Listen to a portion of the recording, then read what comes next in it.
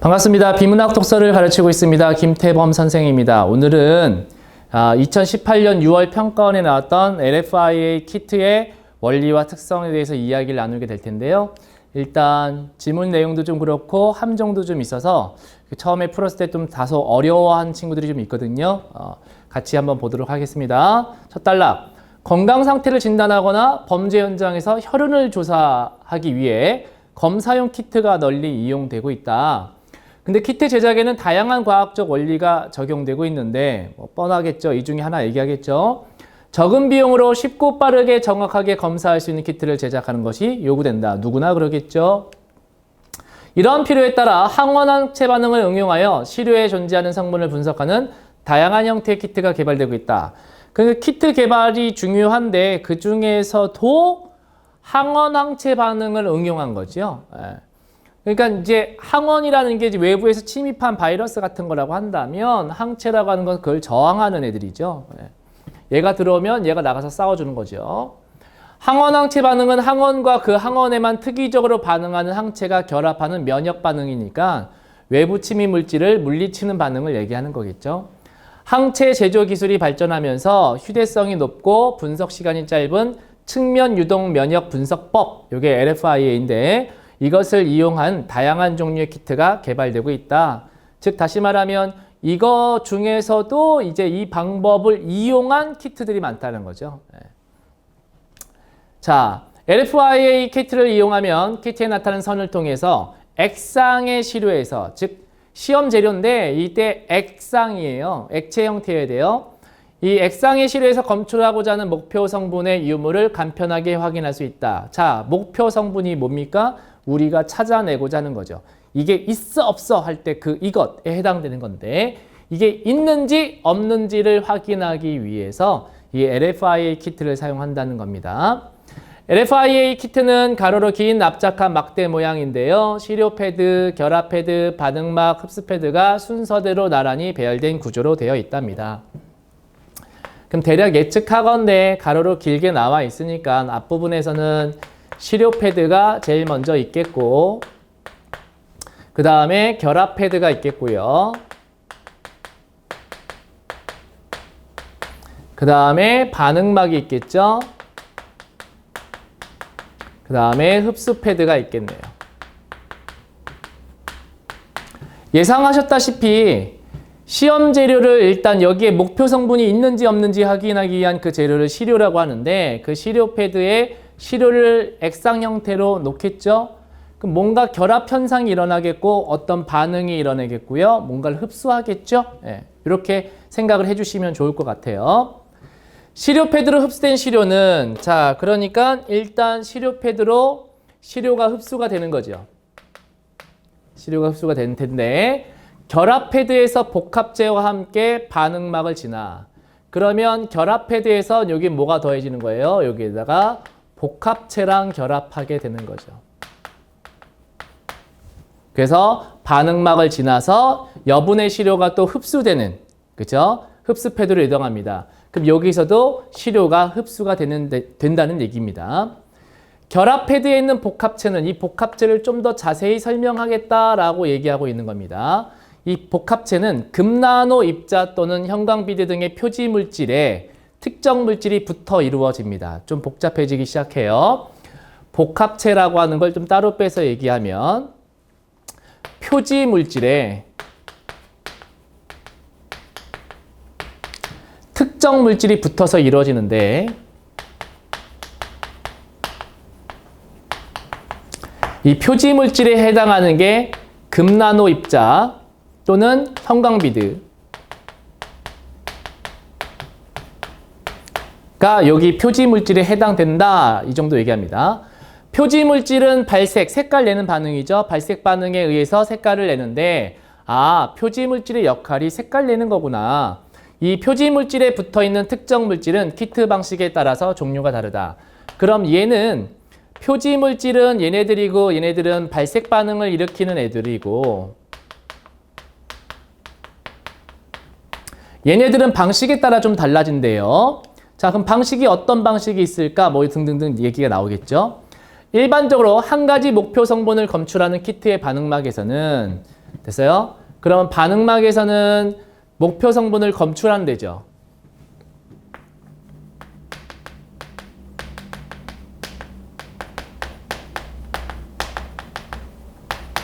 요게 이제 반응막에서 해당되는 거겠지.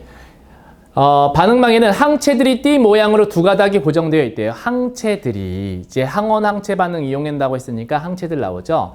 그럼 반응막을 조금 더 확산시켜 놓으면은 두 가닥의 띠가 있는데 그중 시료 패드와 가까운 쪽에 있는 가닥이 검사선이고 다른 가닥은 표준선이다. 그럼 시료 패드에 가까운 쪽이 띠가 하나 있는데 요게 검사선. 다른 한쪽이 표준선. 이다. 이렇게 얘기하는 겁니다. 표지 물질이 검사선이나 또는 표준선에 놓이게 되면 발색 반응에 의해서 반응선이 나타납니다. 표지 물질이 여기나 여기 닿으면 발색 반응이 일어나는 거겠죠. 검사선이 발색되어 나타나는 반응선을 통해서는 목표 성분의 유무를 판정할 수 있습니다. 자, 그러면 여기에서 발색 반응선을 통해서 여기서 발색이 일어나면 그게 반응선이에요. 반응선에서 목표 성분을 찾아낼 수 있는 거지. 목표 성분의 있고 없음을 판단해 주는 게 검사선 보고 하는 거고요. 표준선이 발색된 반응선이 나타나면 검사가 정상적 진행되었음을 나타낼 수가 있다. 그러면 표준선은 정상 진행이 됐느냐 아니면 안 됐느냐 요걸 따지는 거겠지. 됐습니까? 자, LFI 키트는 주로 직접 방식 또는 경쟁 방식으로 제작되는데 방식에 따라 검사선의 발색 여부가 의미하는 바가 다르다. 그럼 우린 뭘 찾아야 돼요? 발색이 됐느냐 안 됐느냐에 따라서 무엇을 의미하는지 이 방식 또는 이 방식의 차이는 무엇인지 찾아내야 될 것 같아요. 그렇죠? 일단 이 검사선 관련돼서 이제 기억 같은 방식은 직접 방식이라고 하고요. 니은 같은 경우에는 경쟁 방식.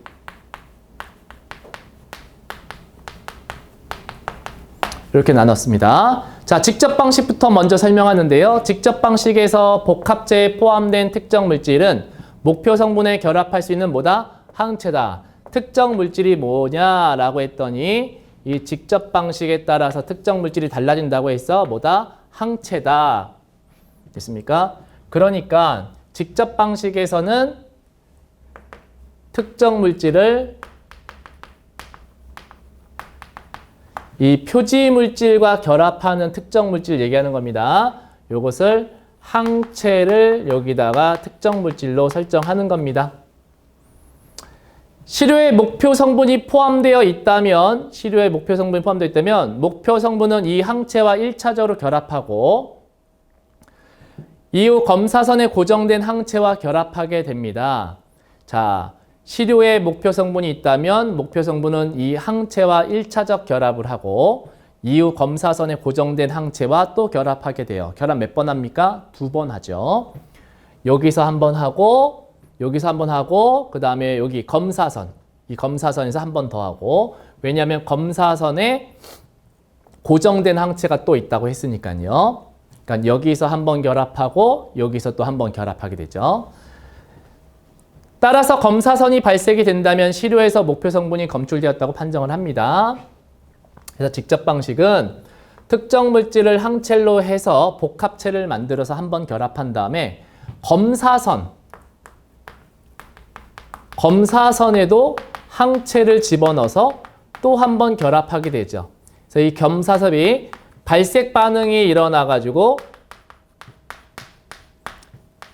반응선이 딱 뚜렷하게 나타나게 된다면 그러면 목표 성분 있음.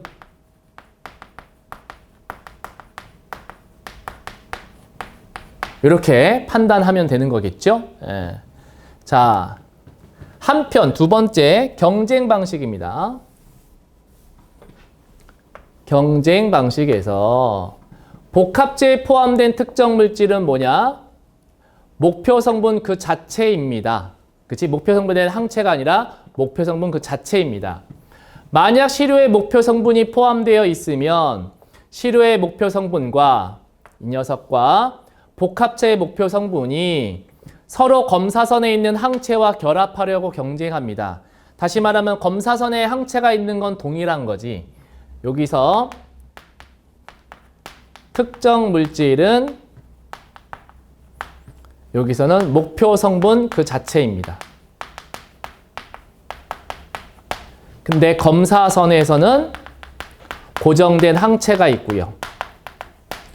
두 방식의 공통점이라고 하는 건 검사선의 항체가 고정되어 있는 건 똑같지만 특정 물질이 서로 다른 거죠. 얘는 항체가 들어가는 거고 얘는 목표 성분이 들어가는 거지. 됐죠? 뭐 다른 말로 하자면 항원이 되겠죠. 됐죠? 이때 서로 검사선 항체랑 결합하려고 시료에 있는 놈하고 복합체에 있는 놈하고 서로 경쟁을 하게 되는 거예요. 이때 시료의 목표 성분이 충분히 많다면, 전제입니다. 시료의 목표 성분이 충분히 많다면, 얘가 더 많다면 시료의 목표 성분은 복합체의 목표 성분이 검사선의 항체와 결합하는 것을 방해하므로 검사선이 발색되지 않습니다. 됐어요? 그럼 시료의 목표 성분이 검사선으로 발색되지 않는다. 다시 말해서 여기는 발색이 되지 않는다. 그럼 반응선이 여기는 생기지만 여기 생기지 않는다. 생기지 않는다는 건 얘가 충분히 방해를 많이 했다는 거거든요. 시료의 목표 성분이 있고요. 여기 다시 볼게요. 시료의 목표 성분이 있고요. 복합제에도 목표 성분이 있는데 이 녀석이 여기 있는 시료의 목표 성분이 훨씬 더 많다면 이 녀석이 이 반응막에 있는 검사선에 있는 항체와 결합하는 것을 얘가 방해한다는 거야. 다시 정리하면 여기에 있는 목표 성분이 복합체에 있는 목표 성분보다 훨씬 더 많아서 얘가 검사선에 있는 항체랑 결합하는 걸 얘가 막아버리고 있다는 겁니다. 따라서 얘가 결합을 하지 못하니까 발색되지 않게 되는 거고요. 됐어요? 네. 그래서 발색되지 않는다라는 것은 결국은 뭘 의미하는 거예요? 시료의 목표 성분이 굉장히 많구나.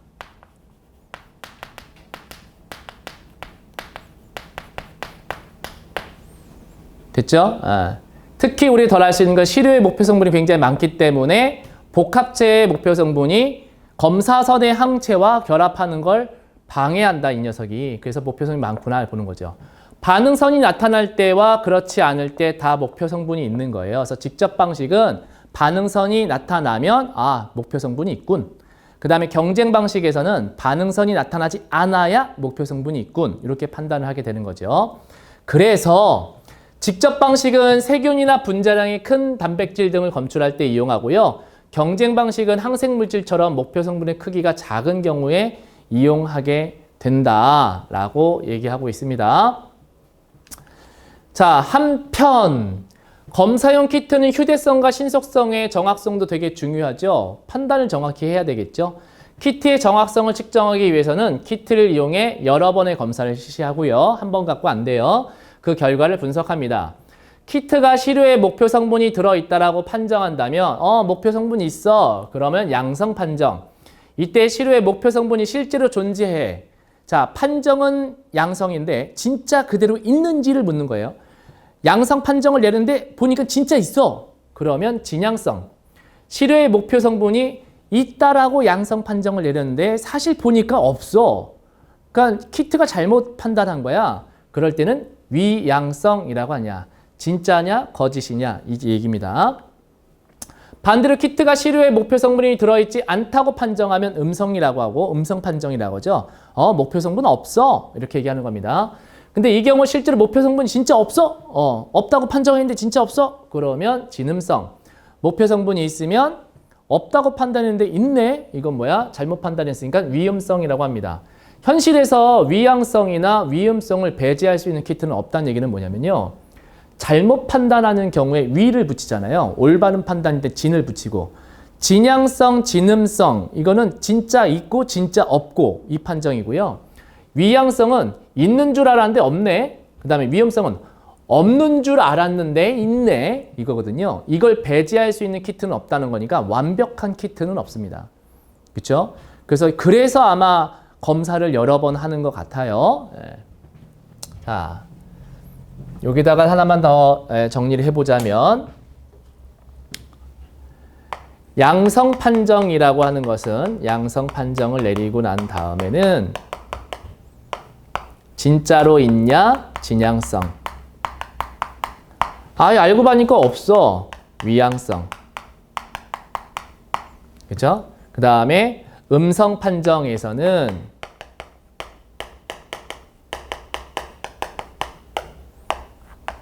없다고 판정 내렸는데 진짜로 없어. 그럼 뭐라고 그랬죠? 진음성. 없는 줄 아는데 있어. 위양성, 위음성. 없는 줄 아는데 있어. 없는 줄 아는데 진짜 없어. 네, 요겁니다. 자, 그런데 이 위양성이나 위음성을 다 배제할 수 있는 그런 키트는 현실에는 없다. 그 다음, 5번째 단락에 들어가면 민감도 개념이 나오는데요. 민감도는 시료의 목표 성분이 존재하는 경우에 있어요. 목표 성분이. 키트가 이를 양성으로 판정한 비율이 있죠. 그러니까 진짜로 있는데 진짜로 있다고 판정하는 비율이니까 여러 번 검사해서 비율 책정을 해야 되는 거예요.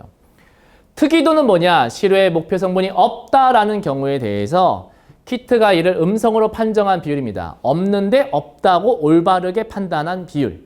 그러니까 있다라고 올바르게 판단한 비율은 우리가 뭐라고 해요? 민감도. 없다라고 올바르게 판단한 비율은 그때는 특이도 이렇게 얘기하는 겁니다.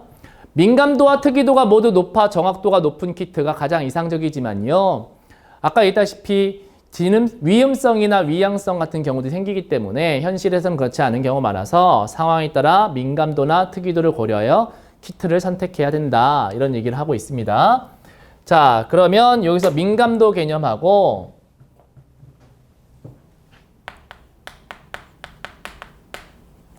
특이도 개념을 좀 보자면 민감도는 그쵸? 목표 성분이 있다. 양성 판정 하고 실제로 양성 판정하고 실제로 목표 성분이 존재하는 경우 그런 경우를 얘기하는 거고 그때 비율을 얘기하는 겁니다. 특이도 같은 경우에는 음성 판정을 하고요. 없다라고 판정을 내렸는데 실제로 진짜로 실제 존재하지 않는 경우의 비율을 얘기하는 거죠. 두 개 다 높으면 좋겠지만 항상 이 위양성, 위음성의 문제가 있기 때문에 그래서 100% 정확한 것은 없다. 자, 윗글을 읽고 알 수 있는 내용 적절하지 않은 것은 1번. LFIA 키트에서 시료 패드와 흡수 패드는 모두 시료를 흡수하는 역할을 한다. 여기서 시료 흡수하죠? 흡수 패드에서 시료를 흡수하죠. 여분의 시료를 흡수한다. 이런 말이 나왔었습니다. 여분의 시료를 흡수하니까 흡수 패드. 그죠? 괜찮습니다. 2번. LFIA 키트를 통해 검출하려고 하는 목표 성분은 항원 항체의 반응에 항원에 해당한다. 그렇죠. 목표 성분은 내가 검출하려고 하는 거죠. 그래서 이 키트에 항체를 깔아 놓잖아요. 그래서 항원에 해당한다. 예. 선생님이 여기다가 적어드렸던 것 같아요. 여기다가. 그치요? 예. 자, 그 다음. LFIA 키트를 사용할 때 정상적인 키트에서 검사선이 발색되지 않으면 표준선도 발색되지 않는다라고 했는데 여기 보시면 검사선은 목표 성분이 있는지 없는지를 판단 내리는 거고 표준선은 정상 진행 여부를 따지는 건데 이게 안 된다고 해서 이것도 안 되느냐? 뭐 그럴 수도 있지만 아닐 수도 있죠. 무슨 얘기냐면 목표 성분이 없다라는 판단을 내렸어요. 음성 판정 내린 거죠. 근데 이 실험 자체는 이 키트를 이용한 시험 자체는 정상적으로 진행된 거야. 그러면 얘도 반응선이 나타나게 되는 마련이거든요. 따라서 정상적인 키트에서는요. 표준선은 발색됩니다. 정상적인 키트에서는 정상적으로 진행됐기 때문에 표준선은 발색됩니다. 그렇죠? 네. 따라서 3번이 정답입니다. 4번도 좀 볼까요? LFIA 키트에 표지물질이 없다면 표지물질이 없어요. 시료의 목표 성분이 있더라도 이를 시각적으로 확인할 수는 없다. 이렇게 나와 있는데 표지물질이 있어야지만 발색 반응이 일어나서 그래서 시각적으로 아하 됐구나 안 됐구나를 판단하는 거야.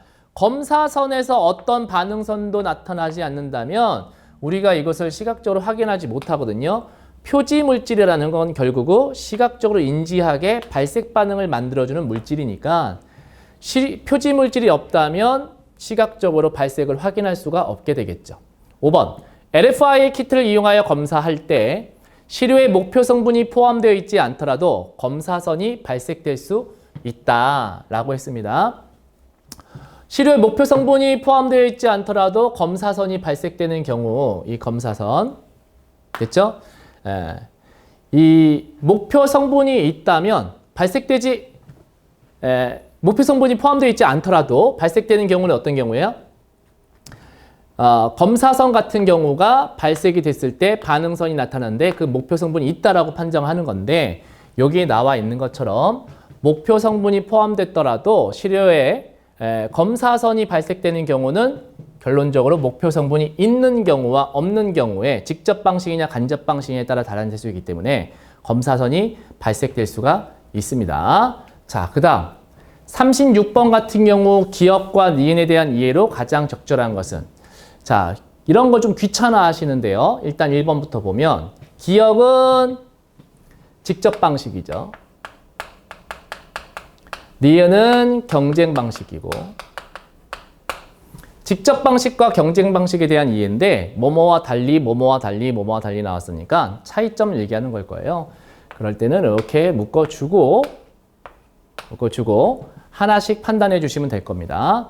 직접 방식에서는 시료에 들어있는 목표 성분은 검사선에 도달하기 이전에 항체와 결합을 하겠군 이라고 나와 있는데 직접 방식에서는 여기 나온 것처럼 특정 물질인 항체가 있고요. 이 항체가 복합체, 특정 물질, 요 항체죠. 이 항체, 검사선에 도달하기 이전에 항체와 결합하겠군. 이 바로 결합 헤드에서 결합하게 되겠죠. 자, 그럼 니은은 그 결합을 막는 놈이죠. 무슨 얘기냐면 이 특정 물질이 니은 같은 경우에는 특정 물질이 목표 성분 그 자체예요. 그래서 기억 같은 경우는 여기에 목표 성분이 있고 여기에 항체가 있으니까 여기서 결합을 하겠죠. 근데 니은 같은 경우에는 여기에 있는 목표 성분이 이 특정 물질 자체도 목표 성분이거든요. 그러니까 여기 항체가 없어요. 결합하지 않습니다. 다시 말하면 검사선에 도달하기 전까지 기억 같은 경우는 여기서 있던 목표 성분이 여기에 있는 항체와 결합하지만 니은 같은 경우는 여기도 목표 성분이고 여기도 목표 성분이기 때문에 결합할 항체가 없어요. 따라서 검사선에 가야지만 결합하게 됩니다. 그래서 니은과 달리 괜찮네요. 그래서 1번이 정답 이렇게 되겠습니다. 2번 기억은 니은과 달리 시료에서 목표 성분을 검출했다면 검사선에서 항체와 목표 성분의 결합이 존재하지 않겠군 이라고 했는데 시료에서 목표 성분이 나왔어. 검사선에서의 뭐가 있어요? 항체가 있겠죠? 그 다음에 목표 성분의 항체 있죠? 결합 2번 한다고 그랬습니다. 즉 직접 방식은 여기에 있는 항체와 결합을 한번 하고요. 기억일 때는 이게 항체였죠? 니은일 때는 목표 성분이었고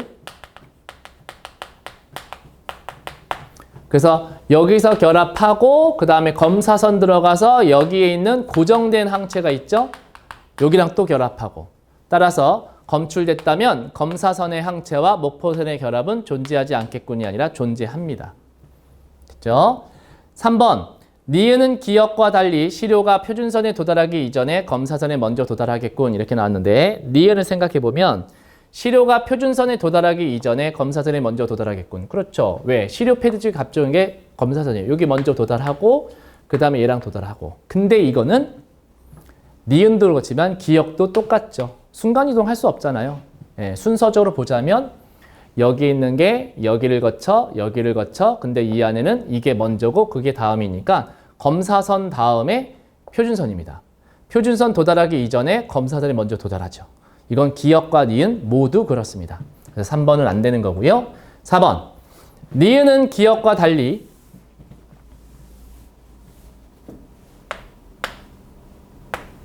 이렇게 나오죠. 그래서 경쟁 방식은 직접 방식과는 달리 정상적인 검사로 시료에서 목표 성분을 검출했다면 반응막에 아무런 반응선도 나타나지 않겠군. 이렇게 나오잖아요. 목표 성분을 검출했다면 반응막에 아무런 반응선도 나타나지 않겠군이라고 했는데 여기 보시면 반응막이 이거잖아요. 반응막에 이렇게 있어요. 됐죠? 그러면 여기에 검사선에서는 나타나지 않겠죠. 왜냐하면 여기 나온 것처럼 니은 방식은 발색되지 않아서 반응선이 나타나지 않죠. 검사선에서는 반응선이 나타나지 않으니까 목표 성분이 있다라고 하는 거야. 즉 검사선에서는 반응선이 나타나지 않지만 표준선에는 나타나야 돼요. 이 검사선 표준선이 있는 이 부분 자체가 다 반응막에 해당되기 때문이죠. 따라서 반응막의 반응선이 아무런 반응선도 나타나지 않는 게 아니라 뭐는 나타나요? 표준선에 있는 반응막 내부에 있는 표준선에는 반응선이 나타나는 거죠. 따라서 적절하지 않습니다. 아무런 반응선도 나타나지 않겠고 나타납니다. 표준선에서 나타나요. 왜? 정상적인 검사로 나타났기 때문에. 그 다음 5번 기억과 니은 모두 시료에 들어있는 목표 성분이 표지물질과 항원항체 반응으로 결합하겠군 이라고 했는데 목표 성분이 표지물질과 항원항체 반응으로 결합하는 게 아니라 이 목표 성분이 특정 물질인 항체와 항원항체 반응을 일으키는 거예요. 됐죠? 근데 또 니은은 아니에요. 그렇죠? 따라서 니은은 또 아니고 표지물질 아니고 특정 물질. 그것도 기억은. 됐어요? 네, 특정 물질. 표지물질은 발색 반응만 일으키는 겁니다. 얘가 지금 잘 가고 있어 정도만 보여주는 겁니다. 자, 그래서 1번 정답으로 하고 그 다음에 요 문제가 있는데 요 문제 헷갈리실 수 있어요. 자, 이렇게 판단하면 좋을 것 같아요. 윗글을 참고할 때 보기에 A와 B에 들어갈 말을 올바르게 짝지은 것은 이렇게 물어보고 있습니다.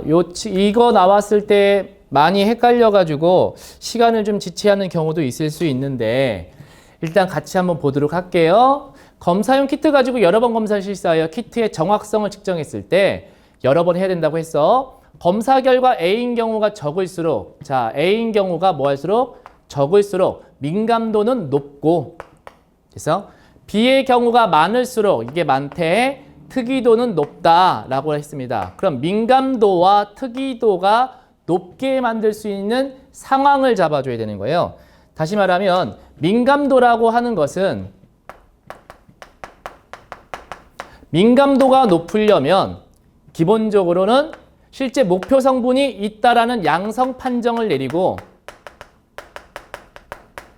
그리고 실제로 목표 성분이 존재해야 돼요. 그럼 민감도가 높다라고 얘기할 수 있는 거야. 자, 그럼 이게 높으려면 뭐가 적어야 되겠어? 그 여기 반대되는 게 적어야 되겠지? 그러면 어떤 경우가 적어야 되느냐? 자, 목표 성분이 실제로 있는 거야. 목표 성분이 실제로 존재하는 거예요. 자, 그런데 목표 성분이 없다 라고 판정하는 비율이 줄어들어야 되겠지. 됐죠? 실제로 있는데 없다는 판정이 줄어들어야 이게 높아지는 거 아니겠어? 따라서 목표 성분은 실제로 존재함에도 불구하고 없다라는 판정을 내리는 걸 우리가 뭐라고 하냐면 가짜 음성 판정이니까 위음성이야. 위험성이 줄어들어야 올바르게 판단할 수 있는 민감도가 높아지는 양성 판정이 늘어나게 되는 겁니다. 따라서 여기에는 위험성이 들어가야 되는 거겠고 됐죠? 자, 이게 줄어들면 되겠고 그 다음에 특이도가 높으려면 특이도는요 특이도가 높으려면 뭐가 많을수록 높냐? 실제로 음성 판정을 하고 실제로 존재하지 않아야 한다고 했어요. 그렇죠? 그러면 음성 판정을 하고 실제로 존재하지 않으려면 이런 걸 뭐라고 했어? 음성 판정을 했는데 진짜 없던 거야. 이게 높아지는 게 특이도 높은 거지. 따라서 여기에 진음성이 들어가게 되는 겁니다. 됐죠? 이렇게 보시면 좋을 것 같아요. 그래서 위험성은 적고 진음성이 높아야 민감도 높고 특이도 높다 이렇게 판단할 수 있습니다. 그래서 위험성과 진음성에 해당되는 부분이 바로 4번이니까 4번이 정답 이렇게 보시면 되겠고요. 그 다음 사례 적용 추론 문제인데요. 살모넬라균은 집단 식중독을 일으키는 대표적인 병원성 세균이다. 첫 번째 병원성 세균이라고 하는 겁니다. 기존의 살모넬라균은 분석법은 정확도는 높지만 시간이 너무 걸려. 그래서 신속한 진단 및 예방에 어려움이 있었대. 감염 속도가 매우 빠르기 때문에 다량의 시료 중에 오염이 의심되는 시료부터 신속하게 골라낸 후에 이 시료만을 대상으로 정확한 방법을 분석하여 오염 여부를 확정짓는 것이 효과적인데, 그래서 기존의 살모넬라 검사하는 방법보다 더 정확도는 좀 낮긴 하지만 비용은 좀 싸게, 그래서 살모넬라균만 신속하게 검출할 수 있는 LFI 방식의 새로운 키트가 개발되었다라고 합니다. 라고 했어요.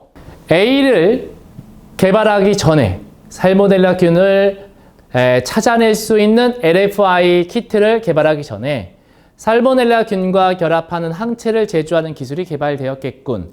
당연하죠. 왜냐하면 LFI 방식은 항원 항체 반응을 이용하는데 항체를 만들어내는 기술이 발전하면서 나온 거기 때문에 그 항원에 해당하는 살모넬라균이라고 하는 이 항원에 해당하는 항체가 먼저 개발되어야지 복합체를 만들든 검사선에 고정시키든 할 거 아니겠습니까?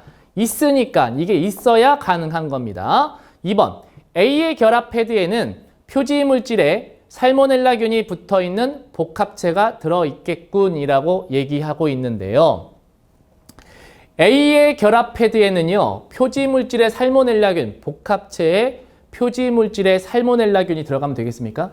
표지물질엔 금나노라든지 입자라든지 형광비드라는 물질이 있어서 발색시키는 기능을 하는 거예요. 됐습니까? 그래서 표지물질에 살모넬라균이 붙어있는 복합체가 들어가겠군. 그럼 이 특정 물질에 여기 살모넬라균이라고 얘기하게 되는 건데, 그럴 때는 직접 방식이고요. 본문에 좀 돌아가서 볼게요. 자, 직접 방식은 세균이나 분자의 큰 단백질 등을 검출할 때 이용하고, 경쟁 방식은 항생 물질처럼 목표 성분의 크기가 작은 경우에 이용한다 라고 얘기를 했잖아요. 그러면 자,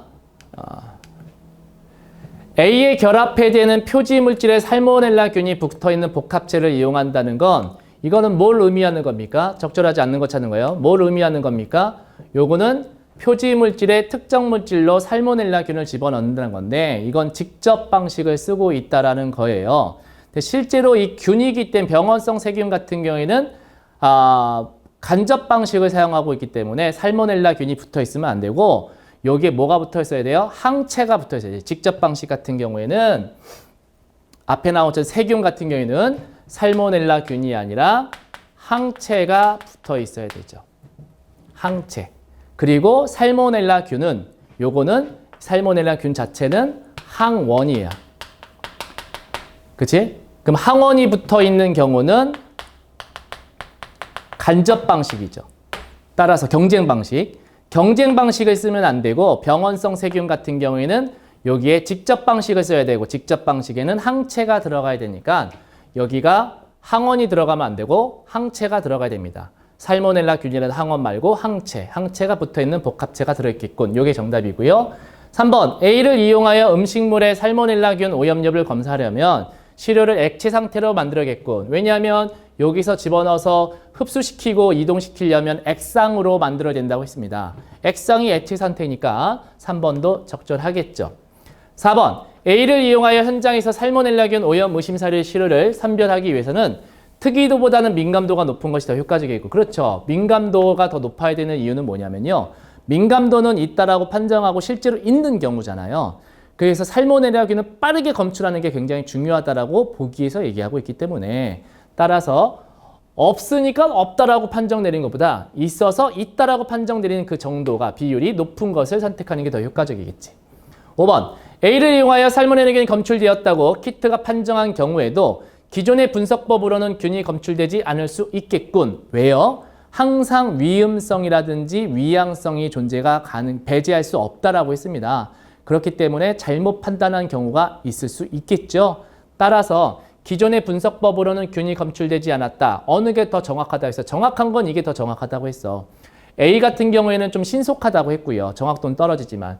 그러니까 기존의 분석법으로는 정확하게 없다라고 했는데 균이 없어라고 했는데 신속하게 하다 보니까 이 키트 한계죠. 검출되었다라고 판정하는 경우가 생길 수도 있겠죠. 그럴 수도 있겠습니다. 그렇죠? 예.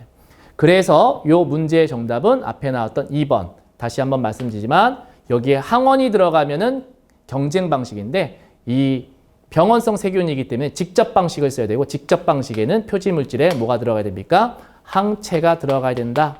요것만 기억해 주시면 좋을 것 같습니다.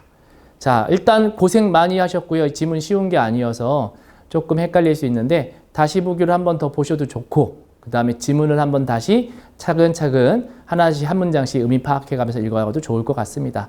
자, 오늘 강의 여기까지 하도록 하겠습니다. 감사합니다.